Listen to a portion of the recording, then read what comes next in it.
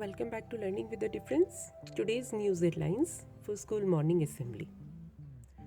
Chinese envoy thanks PM Modi for his prayers after plane crashes in China. President confers Padma awards to 54 distinguished personalities. Swami Sivananda, 125 years old, receives Padma Shri for yoga. Daughters of late General Bipin Rawat received his Padma Vibhushan Award.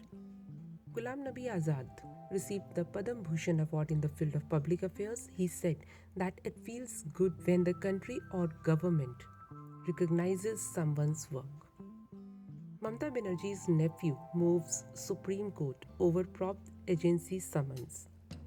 Salman Khan's black buck poaching case transferred to Rajasthan High Court. Sadhguru begins 30,000 km ride from UK to India on BMW K1600 GT motorcycle. And now some international news. Deeply shocked and saddened, PM Modi on China plane crash. No foreigners among 132 passengers in crashed Chinese plane. Hardened cyber defenses. Biden warns of Russian cyber attacks on US businesses. The leaders discussed their serious concerns about Russia's brutal tactics in Ukraine, including its attacks on civilians, the White House said. Russia court bans Instagram, Facebook as extremist.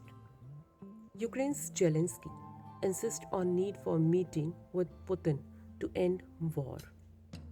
US says ready to make difficult decisions to restore Iran nuke deal. And now some sports news. UK and Ireland set to host Euro 2028, a report said. Virat Kohli linked up with Royal Challengers Bangalore squad ahead of IPL 2022.